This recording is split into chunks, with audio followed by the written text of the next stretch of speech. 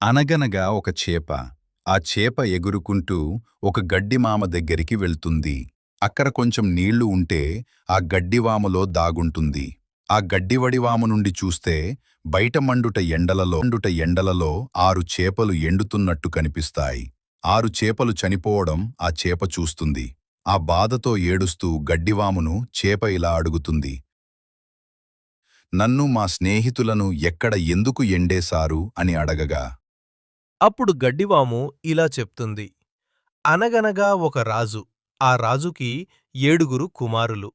ఆ 7 కుమారులు వేటకి వెళ్లారు. వేటకి వెళ్ళివచ్చిన ఆ కుమారులు అక్కడ 7 చేపలు, 2 జింకలు తెచ్చారు. జింకలు ఈరోజు ఆహారంగా తీసుకొని మిగిలిన 7 చేపలను ఎండేశారు. అందులో నువ్వు ఒక దానివి అనే గడ్డివాము చేపతో చెప్పింది. అప్పుడు రాజుగారు ఎండవేసిన 7 చేపలను తెమ్మన్నారు.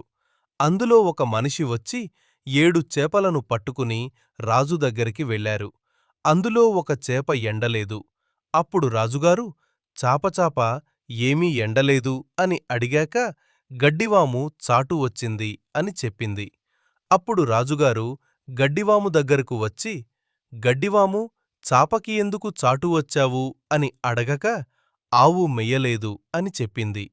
అప్పుడు రాజుగారు ఆవు దగ్గరకు వచ్చి, ఆవూ, ఆవూ, ఎందుకు గడ్డివామని వెయ్యలేదు అని అడగక పోలిగాడు మేతకు విప్పలేదు అని సమాధానం చెప్పింది.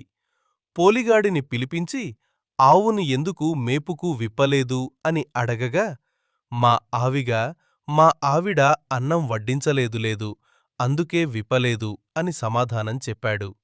అప్పుడు రాజుగారు పోలిగాడి ఆవిడను పిలిపించి మీ శ్రీవారికి అన్నం ఎందుకు వడ్డించలేదు అని అడగక పాప ఏడుస్తుంది, అందుకే వడ్డించలేదు అని సమాధానం చెప్పింది. అప్పుడు రాజుగారు పాప దగ్గరికి వెళ్ళి పాపా, పాపా, ఎందుకు ఏడుస్తున్నావు అని అడగక పాప చీమ కుట్టింది, అందుకే ఏడుస్తున్నాను అని చెప్పింది. అప్పుడు రాజుగారు చీమ దగ్గరికి వెళ్ళి చీమా, చీమా, ఎందుకు పాపని కొట్టావమ్మా అని అడగగా నా బంగారు పుట్టలో చెయ్యి పెడితే కొట్టనా అంది. అప్పుడు రాజుగారికి చిన్న ప్రాణికి అయినా అపాయం చేయకూడదు అనే ఆలోచన వచ్చింది. కథ నీతి: ప్రతి జీవి తన జీవనానికి పోరాడుతుంది. చిన్న ప్రాణి అయినా పెద్ద ప్రాణి అయినా అందరి జీవితం విలువైనదే.